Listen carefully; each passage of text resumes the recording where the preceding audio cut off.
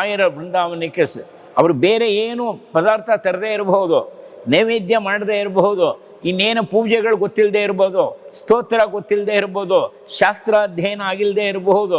ಇಷ್ಟೆಲ್ಲ ಇಲ್ಲದೆ ಹೋದರೂ ಕೂಡ ಭಕ್ತಿಯಿಂದ ಹೆಜ್ಜೆ ನಮಸ್ಕಾರ ಹಾಕ್ತಾರೆ, ಅವರ ಕಾರ್ಯ ಆಗಿ ಹೋಗ್ಬಿಡುತ್ತೆ. ಈ ಥರದ್ದು ಬೇಕಾದಷ್ಟು ಉದಾಹರಣೆಗಳು ನೋಡ್ತೀವಿ.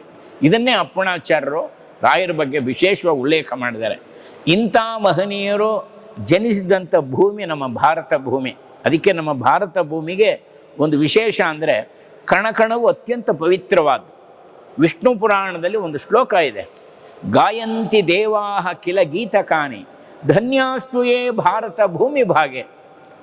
ಅಂದರೆ ಇದನ್ನು ದೇವತೆಗಳು ಕೊಂಡಾಡ್ತಾರಂತೆ ಭರತ ಭೂಮಿಯನ್ನು. ಇದನ್ನು ಪರಾಶರ ಮಹರ್ಷಿಗಳು ಮೈತ್ರೇಯರಿಗೆ ಹೇಳುತ್ತಾರೆ. ಪರಾಶರು ಅಂದರೆ ಯಾರು? ಭಗವಾನ್ ವೇದವ್ಯಾಸರ ತಂದೆ ಅವರು. ಅವ್ರು ಹೇಳ್ತಾರಪ್ಪ, ದೇವತೆಗಳು ಕೊಂಡಾಡ್ತಾರೆ ಭರತ ಭೂಮಿಯನ್ನು. ಗಾಯಂತಿ ದೇವಾಹ